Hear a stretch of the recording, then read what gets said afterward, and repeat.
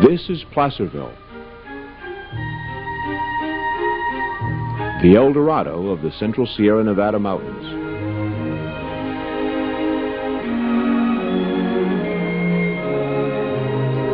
Placerville is directly over an ancient stream bed, which contained much of the gold deposits that attracted the early miners.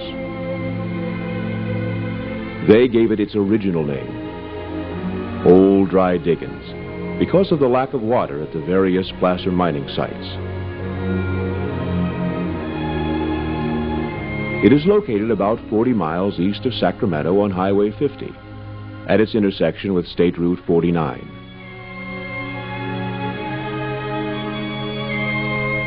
After huge placer gold deposits were found within the town area, it became known as Placerville. But it wasn't until 1954 that the state legislature officially named the town Placerville.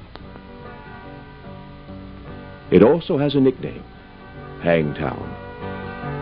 It got the name because of the swift justice that was once meted out to early wrongdoers. A reminder of those bygone days can still be seen, hanging above Main Street. However, there are more charming reminders of Placerville's early days to be seen as you stroll along Main Street. And many of the scenes bring back personal memories to George McKee, a lifelong resident of Placerville. Hi, I'm George McKee. I was born 84 years ago in Placerville. My parents and grandparents had all been very active merchants in the town. With the help of some old photographs, I'd like to share with you some of my Main Street memories. Here is a picture of the Ivy House that was built in 1864. It was a large three-story frame building with a red brick front. It was called the Ivy House because of the ivy that once covered its front facade. Between 1871 and 1894, it housed the Placerville Academy. Many children of the pioneer families attended school here. I can remember my father, Joe McKee, telling me of a Halloween prank the boys labored long and hard to pull. They were cut the timbers on the outhouse overhanging the creek in hope of getting a victim. However, the outhouse was so integral part of the building that they didn't have any luck, and their efforts were all in vain. In June of 1954, the Ivy House became the victim of old age. Like many of Placerville's old historic buildings, it was demolished when declared structurally unsafe. This commemorative plaque marks its former location.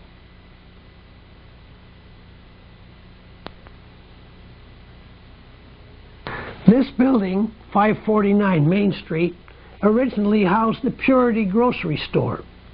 Do you remember the grocery prices in the early 50s? In 1956, the grocery store closed and the building was converted to the use of the county library. In 1981, the library moved its present location in the new government center on Ray Lawyer Drive. The building has since been the home of the town hall. I can remember WPA workers constructing this building in 1939 and 40 for the U.S. Post Office. It was a modern building designed to meet the needs of the post office, as the former buildings at Main and Center and later Coloma Street became too small.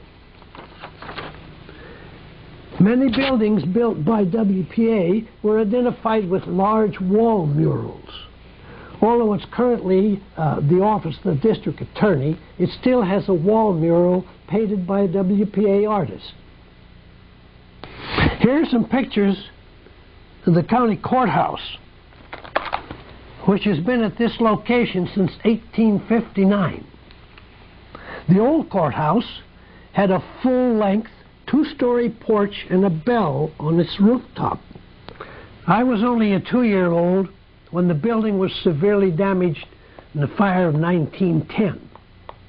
The present courthouse was built in 1912 and restored to its present condition in 1968. Its architectural style is said to be modeled after the Boston Library. The two buildings next door have been combined and presently house the City Hall. City offices have occupied Confidence Hall since 1878. Both buildings were damaged during the courthouse fire of 1910 and were rebuilt into the present buildings. I was told I was taken to a dance upstairs in Confidence Hall when I was a babe, shortly after it was rebuilt following the fire of 1910. The county library was in this upstairs room when I was in grammar school. The building nearest the courthouse was originally built in 1861 by Jane Johnson, also known as Jane Shores. She is said to have crossed the plains alone, driving a herd of horses, which she later sold to get money to construct the building. The adjacent building was built in 1860 by Confidence Engine Company No. 1, originally named the Mountaineer Company. But when a new engine was purchased in Sacramento bearing the name Confidence, it was so deeply engraved that it could not be removed, and they changed the name. If you like to dance, you always went to the IOOF Hall. It was built in 1911, and its second-story ballroom had and still has the finest spring floor on the Mother Lode. It's believed to be one of only 7 floors in the United States. The ground floor used to have a big roller rink. All the fun we used to have there. But it ended when Limp Pencils converted the rink into a grocery store. My father, Joe McKee, and his first cousin, Dan Carr, purchased the hardware store in 1906.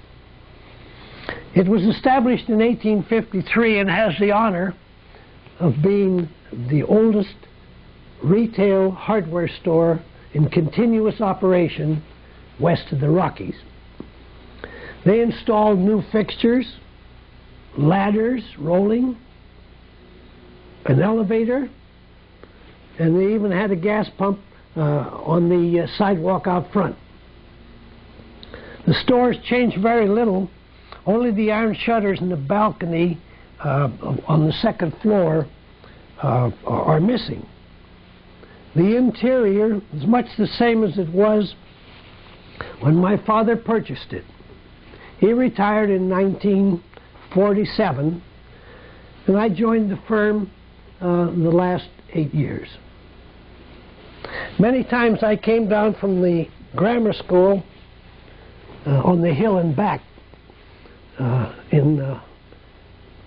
across the tracks, across the creek, and into the back of the store in the hopes of finding something like money in the nail bins in front of the cash counter. I had some luck sometimes.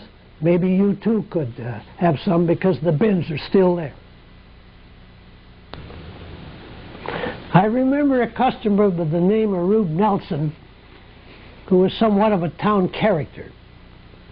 He would come into the store nearly every Saturday night and ask Joe if he could go back in the bins where the cowbells were stocked in the back room. We'd hear him testing some of the sounds. Later on he'd come out, maybe he'd have 1 or 2, 4 bells, pay cash, take off. We couldn't figure out what he was doing with all the bells, even though he had friends in the cattle business. Then one day, Rube's heater stove burned out. We sold him a replacement, and my brother delivered it, and Rube helped him set it up. Now we had the solution to the use of the bells. The walls and the ceiling of Rube's cabin were strung on bells strung on wires, strings, and ropes. And Rube could actually lie in his bunk, and they were so arranged that he could play a symphony. Frank Gerbotti built the Fairchild Building in 1904. It housed the drugstore, Fairchild Drugstore, and the Pinio Candy Kitchen on the first floor, and there were offices upstairs. I remember having my first banana split in the Pinio Candy Kitchen. I also remember eating ice cream at Henry Marx's ice cream parlor on the ground floor of the Masonic Hall before it became Max Jumbo in the 1920s. Don Goodrich's sportsman shop and harness shop occupied the western portion of the lower floor. The Masonic Hall was built in 1893 by S.G. Beach. He used 85,000 bricks imported from Sacramento in the construction. Offices and lodge rooms were on the second and third floors. We kids were fascinated with the telephone company operators working the big switchboard. It was located just behind the plate glass window, or the huge floor window, in the west third of the Shelley Inch building. We could see everything the operators did, but we never could understand or knew where they put each of the lines that they pulled out. I remember the east portion of the building being continuously owned and operated as the Placerville News Company,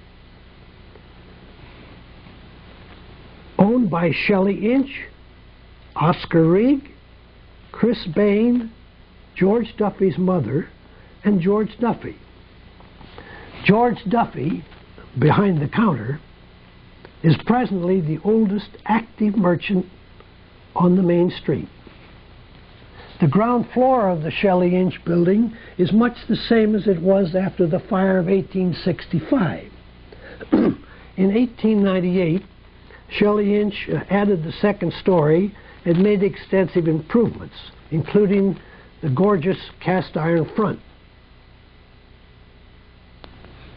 I wasn't around when the bell tower was built, but I do remember a second story balcony. It was used as the main reviewing stand for the city parades. During all the parades, the tower was covered with very pretty decorations, especially in 4th of July parades. The bell tower was erected as a wooden structure in 1865 by the fire department and used to support the fire bell. It was replaced with a 25-foot tower in 1878 and again in 1898 as a steel structure 55 feet tall. At this time, it was given to the city.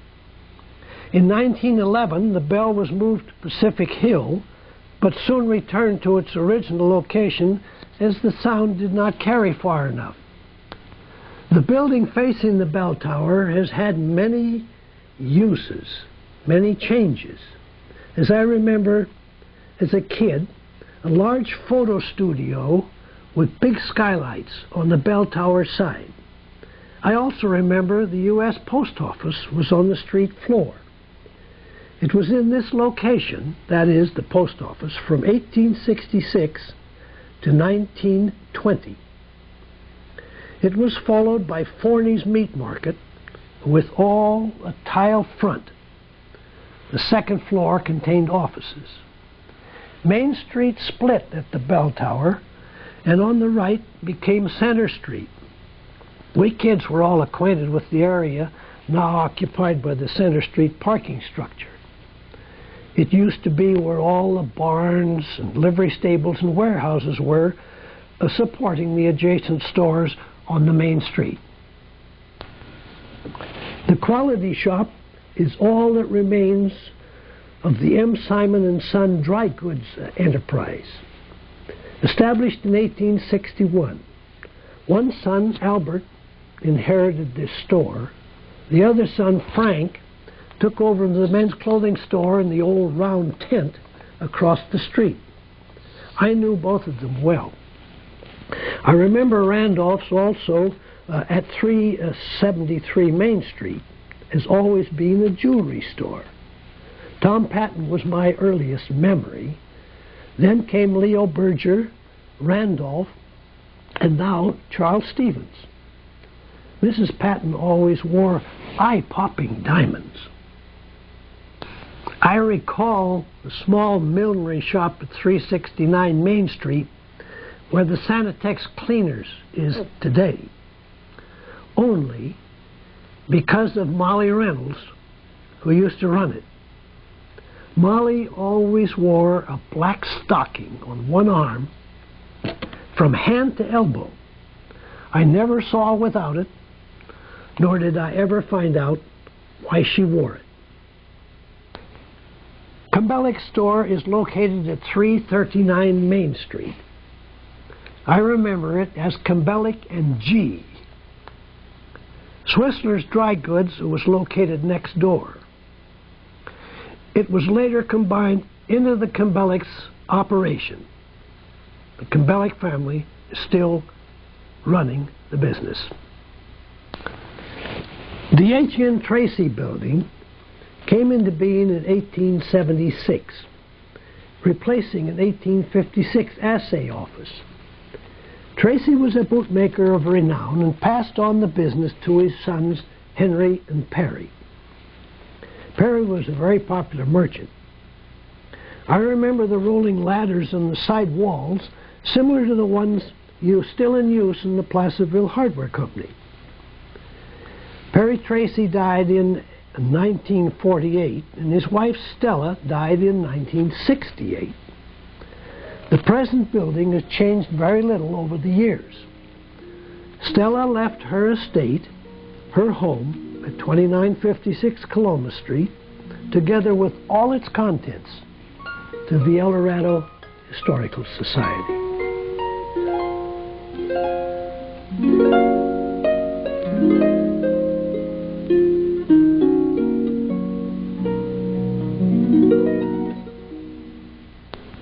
As a boy, I believe the most exciting store in town was O'Donnell's at 319 Main Street.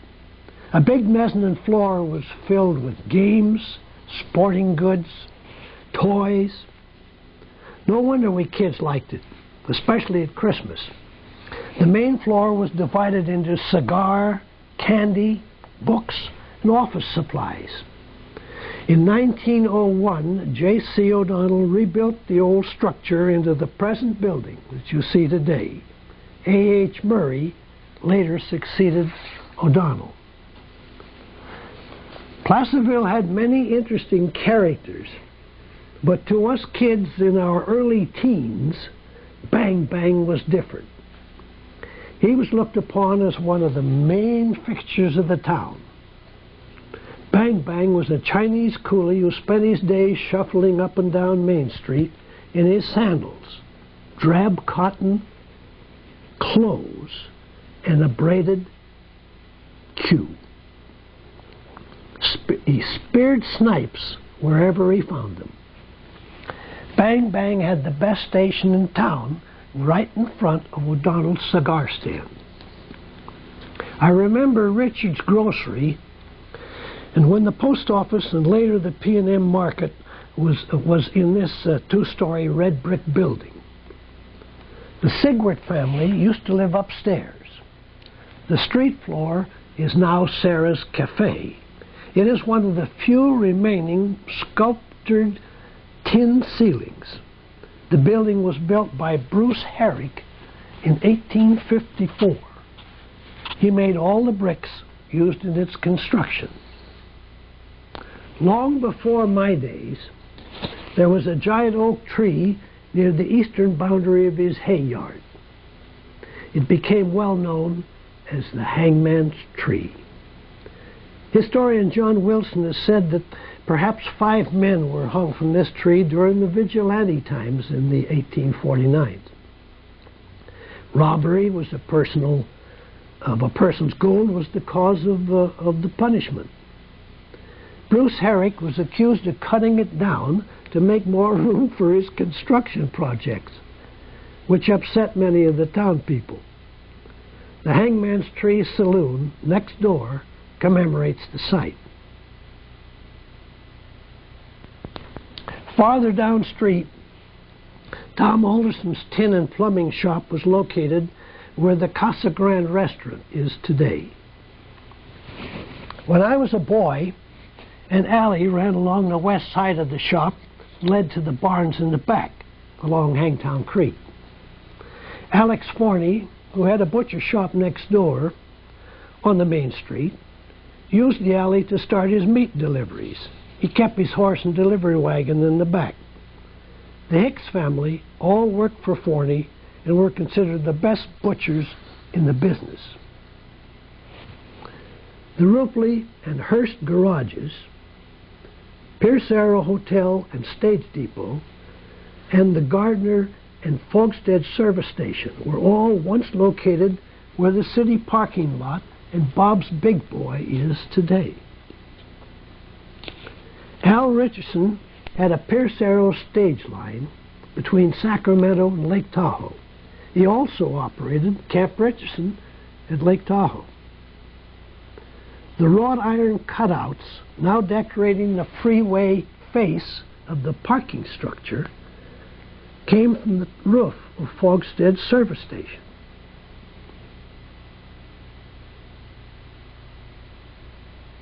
Incidentally, Sam McGinnis owned a large feed store across the tracks at the foot of Spring Street.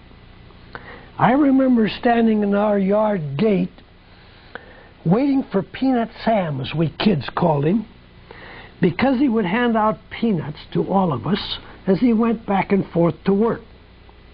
His home on Coloma Street was the one Stella Tracy gave to the Historical Society.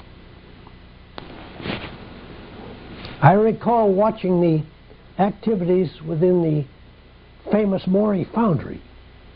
It used to be where the Shell service station is today and operated during the 1870 to 1920 period. Morey made ore cars, wheels, hydraulic pipe, riffles, and so forth for the mines and other industries. This area, which had been a quartz and grist mill in 1856, remained the manufacturing center of Placerville. Here's a picture of the O'Keefe Toll House, presently occupied by a real estate company. Michael O'Keefe owned the toll road from El Dorado to Placerville when the Comstock Lode opened in Virginia City, Nevada. Until the 1880s, when the county abolished all toll roads and declared them public highways. The present Forney Road is part of the original toll road that came into Placerville. An example of 1 week's flow on this toll road is as follows. This is in October 1862. It consisted of 8,604 wagons, teams, 340 stages, 45,550 animals, and 1,972 passengers. At that time, traffic was so heavy that a wagon pulling off the road for repairs was forced to wait until evening or longer to get back in line. Now, 130 years later, we're again watching bumper-to-bumper traffic wind its way through town. My mother often sent me to the Gibbon Hind Brewery with a battered and covered pail to bring back full of the frothy stuff. They made the best steamed beer in California. Gibbon Hind brought the brewery in 1857 and built this fine old home that you see next to the brewery in 1861. Some of the brewery foundations are still visible. Here's a picture of the Ohio House. What history and memories it brings to mind. My personal memories are limited to those of a boy at 13 as it burned in 1921. I remember my father, Joseph McKee, telling me that it was known throughout California as the finest hotel in the mines. George W. McKee, my grandfather, owned it between 1889 and 1898. He added a big 3-story annex after the fire of 1893. It had hot and cold running water in all 72 bedroom and bath combinations, and a big lobby parlor in the second floor. How fancy it was. I recall a big lobby bar and a huge dining room on the main floor. Many tasty meals were served to the members of different organizations in the fine dining room. In later years, my father told me of the big fancy dances and how the men and women arrived in the hotel in horse-drawn carriages and dressed in their very best. My father also told me how he used to set me as a baby on the bar to suck a cube of sugar tied in a handkerchief and dipped in toddy. The Ohio House was located on the southwest corner of Main and Sacramento Streets. It occupied most of the block where Walt's Restaurant is today, or formerly Denny's Restaurant. I remember this building being the home of the Quigley Grocery. Much earlier, it had an interesting history. It was the post office between 1854 and 1859. It was the starting point of the famous Sierra Mountain man, Snowshoe Thompson. He began his career here in 1856 carrying the mail, medicines, and so forth over the Sierras to Genoa, Nevada. Every winter passes when the passes were locked